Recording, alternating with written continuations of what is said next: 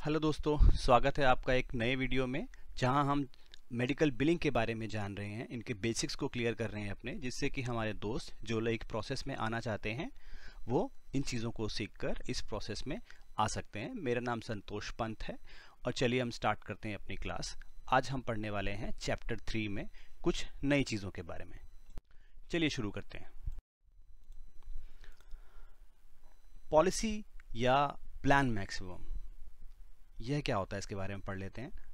Total amount of benefits receivable to a patient और family with a plan और calendar year. यह policy या plan maximum वो benefits होते हैं जो एक पर्टिकुलर प्लान के अंदर अगर वो प्लान एक कैलेंडर ईयर के अकॉर्डिंगली लिया गया है या अगर वो प्लान एक प्लान के ईयर लिया गया है, मतलब जैसे कैलेंडर ईयर हो सकता है 1 जनवरी से लेके 31 दिसंबर तक, और प्लान हो सकता है जिस भी डेट को पेशेंट ने लिया है और सेम डेट नेक्स्ट ईयर का।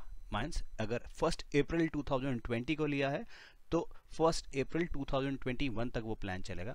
तो इस पूरे पीरियड में जितने मैक्सिमम बेनिफिट्स पेशेंट्स को मिलेंगे, मतलब इस पूरे पीरियड के अंदर पेशेंट के जितने भी अमाउंट के क्लेम अराइज होंगे इंश्योरेंस कंपनी के लिए, जो इंश्योरेंस कंपनी है उस पर्टिकुलर अमाउंट तक जो उसका प्लान मैक्सिमम की लिमिट है उतना डॉक्टर्स को पेशेंट के बिहाफ पे कर देगी। अगर मैं आपको इंडिया के एग्जांपल समझाना चाहूँ तो जैसे हम यहाँ इंश्योरेंस लेने जाते हैं तो इंश्योरेंस कंपनी हमसे पूछते हैं कि आपको कितने लाख का प्लान चाहिए, आपको 3 लाख का प्लान चाहिए या 5 लाख का प्लान चाहिए। उसके अकॉर्डिंगली हमारा प्रीमियम डिसाइड होता है एज के अकॉर्डिंगली, और देन हमें उस पर्टिकुलर ईयर के अंदर उतने अमाउंट का बेनिफिट मिलेगा, उतने क्लेम्स हमारे कवर किए जाएंगे। उसे कहते हैं प्लान मैक्सिमम। अगर एक पेशेंट अपना कैलेंडर ईयर या प्लान ईयर खत्म होने से पहले ही अपने सारे बेनिफिट ले लेता है तो इंश्योरेंस कंपनी बाकी क्लेम्स को पे नहीं करती है, उसमें कुछ डिस्काउंट अप्लाई जरूर कर देती है अपने कॉन्ट्रैक्चुअल रेट्स के हिसाब से। बाकी अमाउंट पेशेंट को डायरेक्टली अपने प्रोवाइडर को देना होता है। तो हम ये जान लेते हैं कि पॉलिसी प्लान मैक्सिमम क्या होते हैं, क्योंकि हमारे आगे ये टर्म बहुत यूज होने वाली है। अब हम देखते हैं अपना अगला टॉपिक, पेशेंट रिस्पॉन्सिबिलिटीज। जैसे मैंने ऊपर भी बताया, अगर पेशेंट के प्लान मैक्सिमम मेट हो गया है तो उसके बाद जितने भी बैलेंसेस उसके क्रिएट होंगे, जितने भी क्लेम्स अराइज होंगे, वह सब पेशेंट को डायरेक्टली अपनी पॉकेट से प्रोवाइडर्स को पे करने होंगे। इस तरह से डिफरेंट पेशेंट रिस्पॉन्सिबिलिटीज असाइन होती हैं पेशेंट के प्लान में। उन सब के बारे में हम जानेंगे। पहले हम इसकी डेफिनेशन देख लेते हैं पेशेंट रिस्पॉन्सिबिलिटीज की। Certain cost sharing amount by insured that need to be paid directly to a provider during the policy. देखिए, यूएस हेल्थ केयर में अगर पेशेंट ने इंश्योरेंस ली भी है लेकिन तब भी कुछ शेयर्स ऐसे होते हैं जहां पेशेंट्स को रेगुलरली अपने पॉकेट से भी कुछ डॉक्टर्स को देना होता है। अब वो किस तरीके के एक्सपेंसेस होते हैं, उनके क्या क्या टाइप्स हैं, उसके बारे में हम अपने अगले स्लाइड में देखते हैं।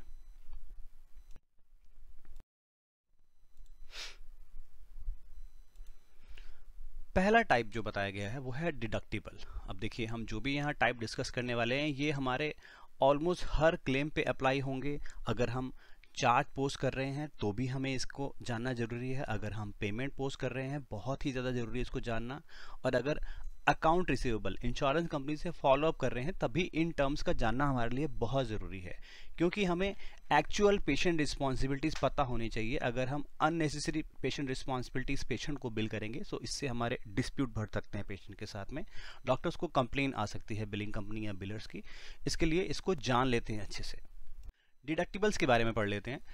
It is a fix amount that need to be paid by the insured और subscriber to the provider before actual policy benefits starts. देखिए, अब ज़्यादातर जो इंश्योरेंस के प्लान्स हैं यूएस में, जो पॉपुलर प्लान्स हैं, उन सभी के अंदर एक डिडक्टिबल अप्लाई होता है। ये डिडक्टिबल एक फिक्स अमाउंट होता है। जैसे मैं आपको एग्जांपल देकर समझाता हूँ। पेशेंट इंश्योरेंस कंपनी के पास पॉलिसी लेने जाता है और वो कहता है कि मुझे 1000 पर कैलेंडर ईयर बेनिफिट का एक इंश्योरेंस प्लान चाहिए। तो इंश्योरेंस कंपनी बोलेगी ओके, आपका पर्टिकुलर अमाउंट का प्रीमियम होता है, आपका मान के चलिए वो बोलती है कि आपका $200 प्रीमियम है और इसके साथ आपको $100 डिडक्टिबल अप्लाई होगा।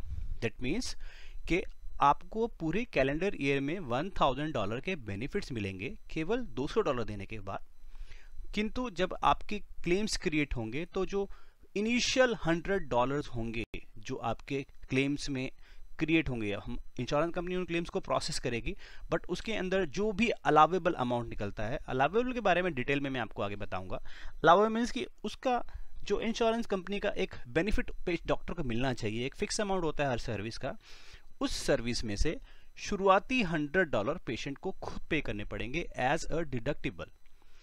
तो ये एक तरह की पेशेंट रिस्पॉन्सिबिलिटी होती है। इंश्योरेंस के जो बेनिफिट्स होते हैं वो पर्टिकुलर डिडक्टिबल अप्लाई होने के बाद ही शुरू होते हैं। वो डिडक्टिबल जो $100 है वो हो सकता है कि वो एक ही पेशेंट के विजिट में कवर हो जाए या 2-3 विजिट में कवर हो, लेकिन जब तक वो $100 पूरे कंप्लीट नहीं होते हैं तब तक एक्चुअल डॉक्टर को इंश्योरेंस से पेमेंट मिलना स्टार्ट नहीं होगा, तब तक पेशेंट को ही डायरेक्टली प्रोवाइडर को पे करना है अपनी पॉकेट से। ये एक कंडीशन होती है जिसे हम डिडक्टिबल कहते हैं। वो हमारे यहाँ इंडिया में भी इंश्योरेंस, जैसे कि हमारे यहाँ कार इंश्योरेंस होती है या व्हीकल इंश्योरेंस होती है, वहाँ पे अप्लाई होती है।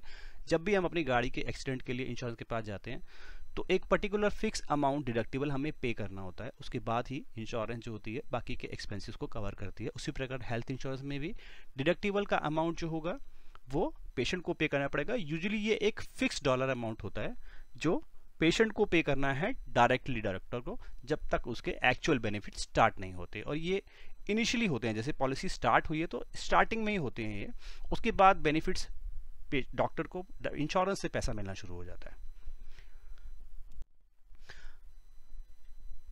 अगली पेशेंट रिस्पॉन्सिबिलिटी देख लेते हैं, यह है कोपे। कोपे का डेफिनेशन पहले पढ़ लेते हैं, फिर मैं आपको इसको अच्छे से समझाऊंगा। A fixed amount that need to be paid by the policy holder directly to the provider before each visit or encounter। यह भी एक तरह का फिक्स अमाउंट होता है जो कैलेंडर ईयर पे डिसाइडेड तो नहीं होता है, लेकिन ईच विजिट पे अप्लाई होता है। मतलब जितनी भी बार पेशेंट डॉक्टर के पास जा रहा है उसके प्लान में इंश्योरेंस कंपनी उसको एक कोपे असाइन कर सकती है, जो कि ज़्यादातर उसके इंश्योरेंस कार्ड में मेंशन होता है। वो एक फिक्स अमाउंट होता है कि जब भी आप डॉक्टर के पास जाएंगे तो आपको एक फिक्स अमाउंट डॉक्टर के फ्रंट ऑफिस को अप फ्रंट पे करना है, उसके बाद ही आपके डॉक्टर्स को आपको ट्रीटमेंट देना है। और अगर वो नहीं देते हैं तो ओवरऑल इंश्योरेंस क्लेम प्रोसेस करने के बाद भी वो रिस्पॉन्सिबिलिटी पेशेंट को असाइन करेगी। जैसे कि एक इंश्योरेंस, मैंने ऊपर वाले एग्जाम्पल में जैसे बताया, पेशेंट ने $200 लेके $1000 का इंश्योरेंस प्लान लिया है जिसमें उसको $100 डिडक्टिबल है। जब उसका $100 डिडक्ट हो जाता है, उससे पहले भी और उसके बाद में भी ईच विजिट उसको एक फिक्स कोपे अमाउंट देना होगा। वह $10 से लेके 40, 50, 30 की कुछ भी अमाउंट हो सकता है फिक्स अमाउंट, उसे को पेमेंट अमाउंट कहते हैं। अब मैं आपको एक एग्जाम्पल के द्वारा समझाता हूँ। एक पेशेंट ने डॉक्टर के पास आया है तो पहले वो फ्रंट ऑफिस में आएगा, उसके कार्ड को स्कैनिंग की जाएगी तो उसके कार्ड पे मेंशन होगा कि पेशेंट को $10 का कोपे है जो उसे हर विजिट में देना है। तो फ्रंट ऑफिस बोलेगा आपका $10 कोपे है, आप पहले अपफ्रंट पे कीजिए। वो किसी भी मोड से पे करता है, उसके बाद उसका एक्चुअल ट्रीटमेंट स्टार्ट होगा। अगर पेशेंट किसी कारणवश नहीं दे पाता है तो क्लेम प्रोसेस होने के बाद हम उस कोपे अमाउंट के लिए पेशेंट को स्टेटमेंट भेजेंगे, जो कि बाद में कॉम्प्लेक्स हो जाता है। तो हम ये गुड प्रैक्टिस होती है कि हम उससे पहले ही ये कलेक्ट कर ले। वो जो फ्रंट ऑफिस की रिस्पॉन्सिबिलिटी होती है, फ्रंट ऑफिस उसको कलेक्ट कर लेता है, वो सिस्टम में अकाउंट में एडवांस में पोस्ट कर दी जाती है चार्ज के अंदर। तो जब क्लेम प्रोसेस होता है तो फिर वो एडजस्ट होता है, क्योंकि इंश्योरेंस कंपनी ने अगर कुछ असाइन किया है तो वो डेफिनेटली क्लेम प्रोसेस होने के बाद वो उस क्लेम पे अप्लाई होगा, इसलिए हम उसको पहले ही कलेक्ट कर लेते हैं क्योंकि वह एक फिक्स अमाउंट होता है। अगला पार्ट है को इंश्योरेंस। इसकी डेफिनेशन पहले पढ़ लेते हैं।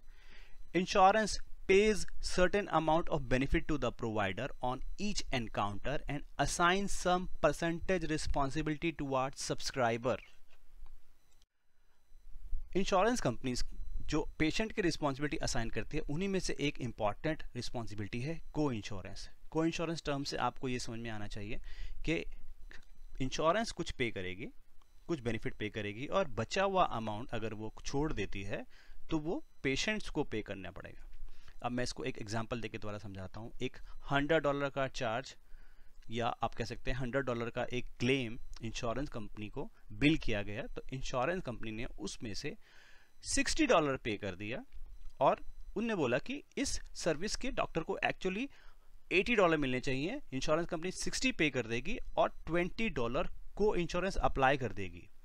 यूजुअली ये जो को इंश्योरेंस होता है ये परसेंटेज में होता है। जो इंश्योरेंस कंपनी जिसको पेमेंट को बोलती है कि इतना डॉक्टर को मिलना चाहिए, उसमें से कुछ परसेंटेज बोलेगी कि इतना डॉक्टर को मिलना चाहिए, लेकिन इसका मैं 80% या 70% मैं पे कर रहा हूँ और 30% आप पेशेंट से कलेक्ट कर लेना।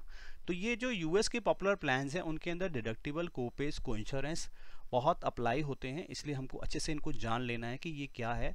और जितना अमाउंट इंश्योरेंस कंपनी डिसाइड करती है, यूजुअली को इंश्योरेंस क्लेम प्रोसेस होने के बाद ही डिसाइड होता है। अब मैं इसमें एक चीज़ और तीनों में डिफरेंस बता देता हूँ। जो डिडक्टिबल होता है वो यूजुअली एक फिक्स डॉलर अमाउंट होता है जो साल में देना होता है। कोपे जो होते हैं वो ईच विजिट में पेशेंट को पे करना होता है, वो भी एक फिक्स डॉलर अमाउंट होता है।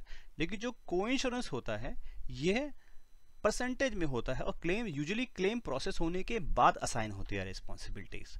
तो ये पेमेंट पोस्टर्स के लिए भी बहुत इंपॉर्टेंट है कि वो जब पेमेंट पोस्ट करे तो जितना को इंश्योरेंस बोला गया है इंश्योरेंस के द्वारा उतना ही पेशेंट पे बिल करे, ना उससे कम करे ना ज़्यादा करे, क्योंकि इससे हमारी कंप्लेंट्स बढ़ सकती है अगर हम ज़्यादा करते हैं, और अगर हम कम करते हैं तो डॉक्टर का लॉस होगा। इसलिए बिल्कुल एक्यूरेट हमको करना चाहिए।